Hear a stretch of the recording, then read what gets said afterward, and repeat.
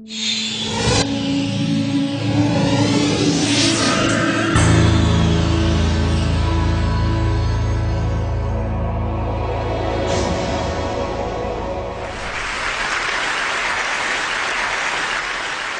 grew up interacting with the physical objects around us, and there are enormous number of them that we every day use. Unlike our most computing devices, these objects are much more fun to use with. When you talk about objects, one another thing automatically comes attached to that thing, and that is gestures, how we manipulate these objects, how we use this object in everyday life. We use gestures not only to interact with these objects, but we also use to interact with each other. Like gesture of namaste, maybe to respect someone, or maybe in India, I don't need to teach a kid that this means 4 run in cricket. It comes as a part of our everyday learning. So I'm very interested from beginning that how can our knowledge about everyday objects and the gestures and how we use this object can be leveraged to our interaction with the digital world. Rather than using a keyboard and mouse, why can I not use my computer in the same way that I interact in the physical world? So I started this exploration around 8 years back, and it literally started with a mouse on my desk. Rather than using that for computer, I actually opened it. And most of you might be aware that in those days, the mouse used to come with a ball inside, and there are 2 rollers that actually guides the computer that where the ball is moving and accordingly where the mouse is moving. So I was interested in these 2 rollers. And I actually wanted more, so I borrowed another mouse from a friend, never returned him, and I have now 4 rollers. What interestingly I did with these rollers is basically I took them off from these mouses and then put in a one line. It had some strings and pulleys and some spring. And what I got is basically a gesture interface device that actually acts as a motion sensing device made out of $2. So here, whatever movement I do in my physical world is actually replicated inside the digital world just using this small device that I made around 8 years back in 2000. Because I was interested in integrating these 2 worlds, I thought of sticky notes. I thought, why can I not connect the normal interface of physical sticky note to our digital world? A message written on a sticky note with my mom on a paper can come to an SMS, or maybe a meeting reminder automatically syncs with my digital calendar. And a to-do list automatically syncs with you. But you can also search in the digital world, or maybe you can write a query saying, what is Dr. Smith's address? And this small system actually prints out. So it actually acts as a paper input-output system, just made out of paper. In one another exploration, I thought of making a pen that can draw in 3 dimensions. So I implemented this pen that can help designers and architects not only think in 3 dimensions, but they can actually draw so that it's more intuitive to use that way. Then I thought, why not making a Google map, but physical world? Rather than typing a keyword to find something, I put my objects on top of that. If I put a boarding pass, it will show me where is your flight gate. A coffee cup will show you where you can find more coffee, or where you can press that cup. So this was some of the earlier explorations I did, because the goal was to connect these 2 worlds seamlessly. Among all these experiments, there was one thing very common. I was trying to bring a part of the physical world to the digital world. I was taking some part of the objects or anything intuitiveness of the real life and bringing them to digital world. Because the goal was to make our computing interfaces more intuitive. But then I realized that we humans actually are not interested in computing. What we are interested is in information. We want to know about things. We want to know about dynamic things going around. So I thought about last year, in the beginning of the last year, I started thinking that why can I not take this approach in reverse way? Maybe how about I take my digital world and paint the physical world with that digital information? Because pixels are actually right now confined in these rectangular devices that fits in our pocket. Why can I not remove this confine and take that to my everyday objects, everyday life, so that I don't need to learn the new language for interacting with those pixels?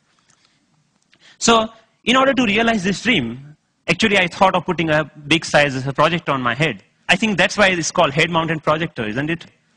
I took it very literally and took my bike helmet, put a little bit cut over there so that project actually fits nicely. So now what I can do, I can augment the world around me with this digital information.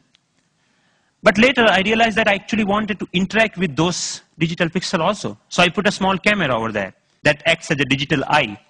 Later we moved to a much better or consumer-oriented pendant version of that many of you are now knowing as sixth sense device. But the most interesting thing about this particular technology is that you can carry your digital world with you wherever you go with you. You can start using any surface, any wall around you as an interface. The camera is actually tracking all your gestures. Whatever you are doing with your hands, it's understanding that gesture. And actually, if you see, there are some color markers that in the beginning version we were using over there. You can start painting on any wall, that you stop by a wall and start painting on that wall. But we are not only tracking here one finger. We are giving you the freedom of using all the both of hands. So you actually can use both of your hands to zoom into or zoom out a map just by pinching operation over here. The camera is actually doing just getting all the images, it's doing the age recognition and also the color recognitions, and like so many small algorithms are going inside. So technically it's a little bit so complex, but it gives you an output which is more intuitive to use in some sense. But I'm more excited that you can actually take it outside.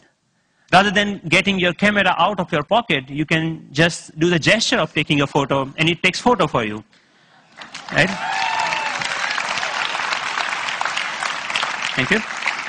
And later I can find a wall, anywhere a wall, and start browsing these photos. Or maybe, okay, I want to modify this photo a little bit and send it as an email to a friend. So we are looking for an era where computing will actually merge with the physical world.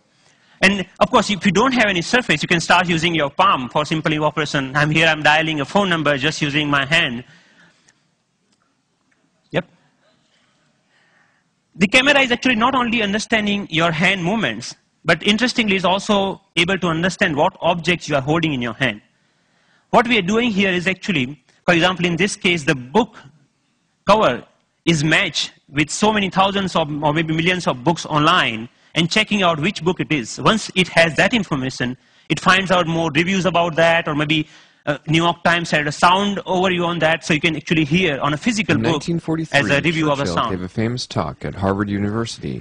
This was Obama's last visit last week to MIT. And in particular, I want to thank two outstanding MIT So I was seeing the live of his talk outside in just a newspaper. Your newspaper will show you live of your weather information rather than having updated like you have to check your computer in order to do that, right?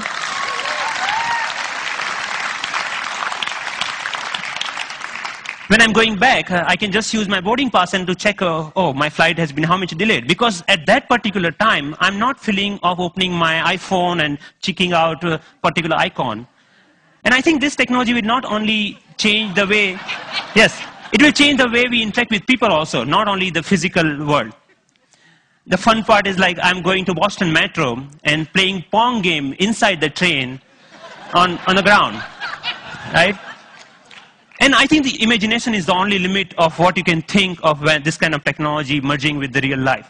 But many of you argue actually that all of our work is not only about physical objects. We actually do lots of accounting and paper editing and all this kind of thing. What about that? And many of you are actually excited about the next generation tablet computers to come out in the market. So rather than waiting for that, I actually made my own and just using a piece of paper. So what here I did is remove the camera, all the cameras, webcam, have a microphone inside that camera.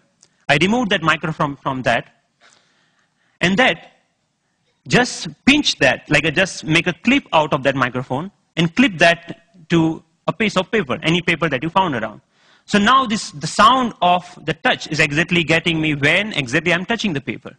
But the camera is actually tracking where my fingers are moving. You can, of course, watch movies. Good afternoon. My name is Russell, and I am a wilderness explorer in Tribe 54. And you can, of course, play games.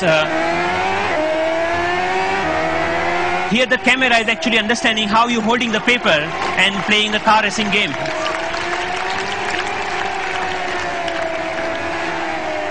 Many of you already must have thought, okay, you can browse. Yeah, of course you can browse to any website. So you can do all sort of computing on a piece of paper wherever you need it. So, but more interestingly, I'm interested that how we can take that in a more dynamic way. When I come back to my desk, I can just pinch that information back to my desktop so that I can use my full-size computer. And why only computers? We can just play with papers. Like paper world is interesting to play with. So here I'm taking a part of a document and putting over here the second part of from second place, and I'm actually modifying the information that I have over there. Yeah, and then I'm saying, okay, this looks nice. Let me print it out, that thing. So I have a now printout of that thing, and now, so the workflow is more intuitive the way that we used to do before, maybe 20 years back, rather than now switching between these two worlds. So as a last thought, I think that integrating information to our everyday objects will not only help us to get rid of the digital divide, the gap between these two worlds, but will also help us in some way to stay human, to be more connected to our physical world. And it will actually help us not end up being machines sitting in front of another machines. So that's all. Thank you.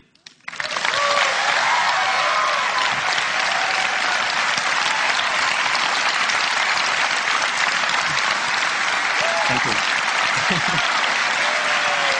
Thank you. Thank you. Thank you.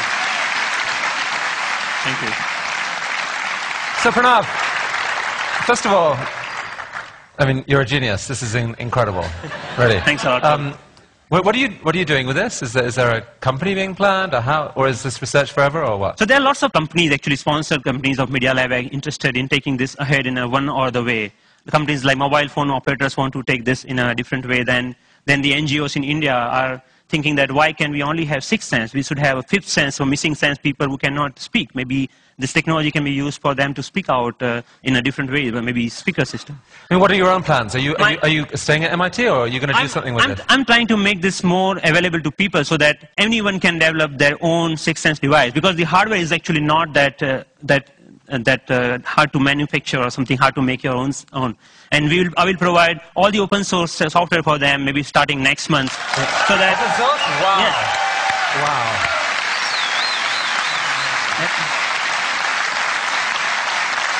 Are you going to come back to India with some of this at some point? Yes, of course. I mean, what are your plans? MIT, India, how are you going to split your time going forward? There is a lots of energy here, lots of learning. Like all of this work that you have ever seen is all about my learning in India. And now even if you see, it's more about the cost effectiveness. This system costs you $300 compared to the like $20,000 of Surface tables or anything like that. Or maybe even the $2 mouse, just a system, at that time was costing around like $5,000. So we actually, I showed that to, in one of the conference to President Abdul Kalam at that time. And then he said, okay, we should use this in Bhabha Atomic Research Center for some use of that. So I'm more excited about how I can bring the technology to masses rather than just staying that technology into lab or environment, something like that. Based on the people we've seen at TED, I would say you're truly one of the 2 or 3 best inventors in the world right now. And it's an honor to have you here at TED. Thank you. Thank you so much. Nice meeting you. It's fantastic.